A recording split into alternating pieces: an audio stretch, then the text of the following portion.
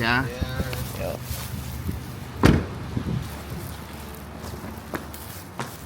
Oke, selamat pagi semuanya. Wah, luar biasa ya di Batam ini ya. Saya baru datang kemarin. Ya, hari ini kita mau belajar 5 langkah praktis untuk merekrut manajer dan karyawan yang baik, bagus, dan loyal.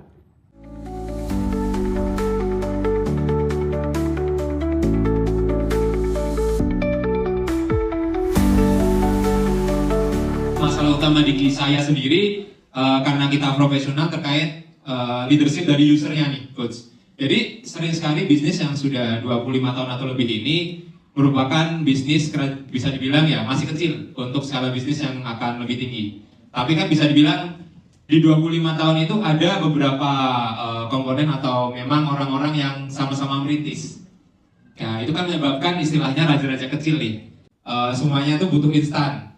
Dia tidak ada namanya mendevelop tim, pengennya langsung jadi. Padahal posisinya kita tahu profesional atau yang bagus itu pasti kan bayarnya mahal ya, coach ya, untuk karyawan seperti itu. Nah itu ya ketika memang dia pengennya instan tapi nggak bisa memberikan gaji yang luar biasa dan istilahnya jadilah tidak ada saling pengen mencapai target nih. Kita kan ada target untuk 45 hari mendapatkan karyawan.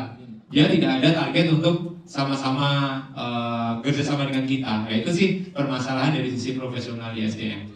Ya, di bisnis kami sih problemnya itu owner kami orangnya gak enakan. Orangnya nggak enakan. Iya, ownernya. Iya.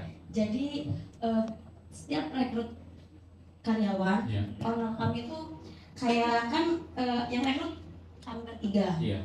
Terus setiap kita no, tapi dia oke lah kasihan. Oke. Itu. Jadi itu yang jadi masalah kami ya, coach. Kayak kita ada hal-hal yang mau nunjukin kayak apa sih semisal yang tidak baik lah itu untuk takutnya menghancurkan bisnis kan. Nggak apa-apa lah gitu. Jadi masalahnya dari ownernya sih memang. Oke. Jadi ownernya tuh ya. Bukan itu, soalnya sudah dikasih tahu Inilah- pun tetap. Iya, iya. Ini ya business owner yang datang hari ini, inilah perwakilan dari tim kasih tahu Anda ya. Yang kedua, karena kami kayak karyawan beberapa orang itu keluarga. Direkam sama temennya loh. Boleh nggak apa-apa? Apa? Nggak apa-apa. Oh, Memang nggak apa-apa. sering Oh, kita kasih tahu, tapi tetap aja nggak ini. Oke. Makanya sayang sekali tadinya kan ownernya mau ikut. Oh iya. Karena dia nggak ikut, jadi sayang sekali dia nggak Betul. ngedengerin coach gitu. Betul. Harusnya dia ikut kan, gitu kan? Iya. Dia kan ngomong saya gitu maksudnya ya. Iya betul. Terus yang kedua karena kami karyawannya ada beberapa keluarga Iya. dan mereka belum tahu cara kerja. Terus maksudnya kayak awal-awal kerja lah ya. Dipegang satu divisi yang emang itu yang utama di kafe ya, di bisnis F&B. Aku juga belum pernah di bisnis F&B kan sebelumnya. Cuman ya memang kendalanya itu kayak dia belum bisa cara mengolah. Terus ya jadi berantakan itu loh.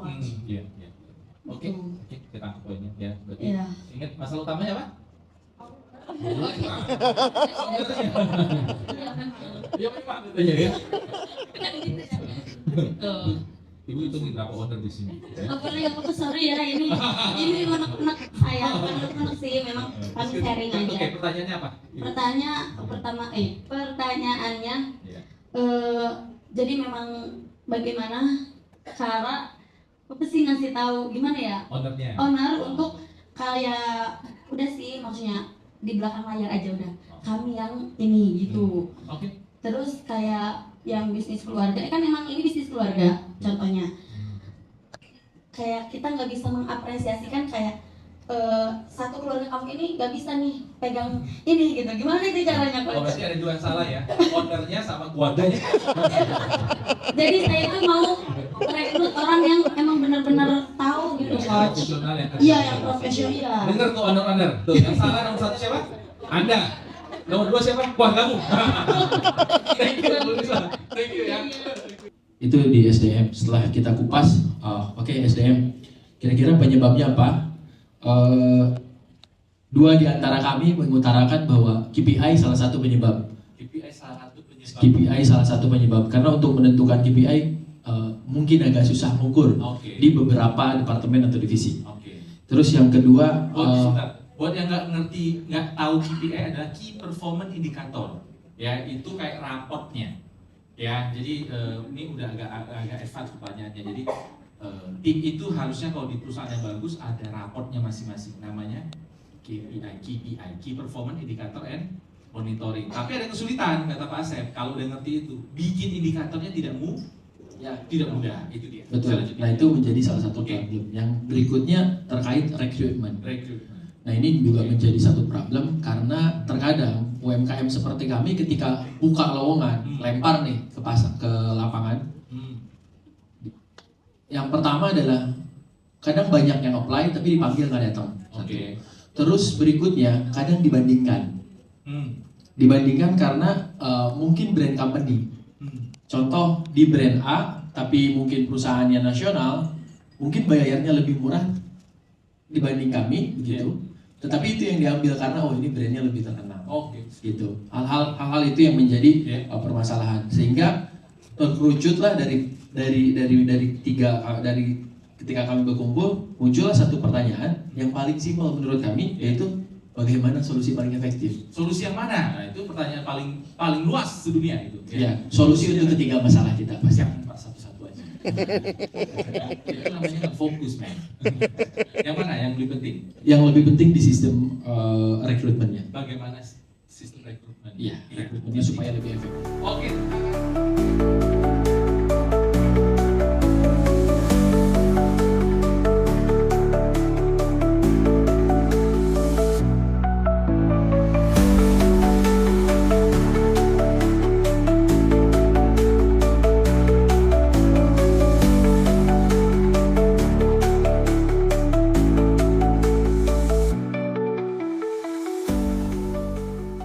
Berarti kita udah kita pilih-pilih gitu ya.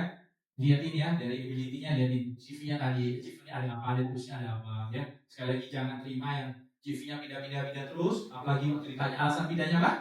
Bangkrut ya, jangan diterima. Ya, karena waktu itu saya belajar juga sebenarnya soal itu. Karena bagi saya di dunia sales siapa pas orang pindah selama dia perform, dia maksudnya dia apa ya, drop gitu ya, dia naik level gitu ya. Tapi waktu itu saya pernah interview waktu itu dia pindah, ini perusahaan gede ya, jadi dia maksudnya perusahaan multinasional terus, dia misalnya cabut dari ini begini. Saya masih ingat ya, waktu itu saya terima harusnya, saya mau terima dan XA director saya bilang ini, kan itu nggak usah diterima. Kenapa Pak? Saya nanya gitu kan, karena menurut saya performa dia bagus, cuma kebetulan perusahaannya tuh tutup atau hengkang dari Indonesia. Nah, yang satu yang saya belajar, nih bukan hari ini ya, ini hidup saya satu yang saya belajar, eksasi.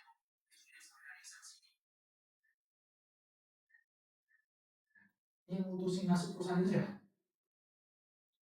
Yang mutusin dia untuk masuk perusahaan itu siapa? Dia sendiri. Berarti jangan-jangan dia itu punya decision making yang salah. Kenapa dia masuk tutup? Bukan dia ingin tutup sebenarnya. Dia udah tahu kemungkinan dia akan coba cari perusahaan yang kayak gitu kemungkinan. Ya, mungkin berani bayar mahal atau apa benar? Ya, tapi itu perusahaan yang dia buat tinggal jatah terakhir nih, kalau berhasil, kalau nggak berhasil, baik. Saya mikir oh iya benar juga. Ya, karena yang mutusin untuk milih perusahaan itu kan harusnya sebagai profesional kita mikir dong, ini perusahaan panjang nggak, benar nggak? Ya, atau risikonya gede nggak? Nah itu kan bagian dari manajemen untuk kita belajar ya, untuk manajer belajar bagaimana risk management, decision making itu kan kita harus belajar. Ya, nah lihat. So ini serum kejujuran yang dimana kita suntikin nanti dia pasti jujur. Ya, berarti jangan lupa beli alat ya, kayak gitu. Ya, jadi simpelnya ya, jadi mereka datang, ini dewan-dewan ya, attitude test semua lolos benar, proaktifnya lolos, dia terbaik dari yang terbaik ya. Oke? Datang ya. Oke, datang one. Untuk one interview fokusnya apa? Fokusnya experience, ya fokusnya ya, skill sama kecocokan Anda dengan dia, atau kecocokan user dengan dia. Jadi kalau di awal pun ada feelingnya nggak bagus, jangan lanjutin, jangan maksain, dan terus Anda merasa experience yang tidak cocok, technical skill-nya kurang, itu walaupun IQ-nya bagus itu, jangan tiba-tiba. Setelah dia cerita, ini suntikan pertama kita. Catat, suntikan pertama, ya, suntikan pertama. Ada tanya ini, posisi pada CV-nya ada nggak di depan Anda? Ada. Udah baca belum? harus Anda baca. Ya, Anda tanya, kamu posisi terakhir apa di sana? Dia jelasin misalnya sales manager. Oke ya, good ya. Anda tanya, perusahaan apa? Perusahaan ini. Oke, pertanyaan nomor 1 adalah siapa atasan langsung Anda? Oke, misalnya namanya Pak Joni. Pak Joni apa jabatannya? Dia GM Sales. Boleh? Ya, itu satu pertanyaan yang harus Anda tanya. Siapa atasan langsung dia? Kasih note ke guru. Nah, mencatatkan, pastikan dia lihat Anda menulis. Ya, kadang saya bilang, kalau kadang-kadang di Zoom nggak kelihatan, saya bilang, saya sampai kelihatan ya. Itu sebenarnya bukan, itu teknik. Ya, kenapa butuh begitu? Karena udah disurvei. Waktu kita bilang kita nyatet, kebohongan turun 30%. Ya, coba aja, suami pulang, kamu dari mana? Nge-gym. Catatan tulis, jam segini di gym. Besok-besoknya dia di gym pasti jadi. Tapi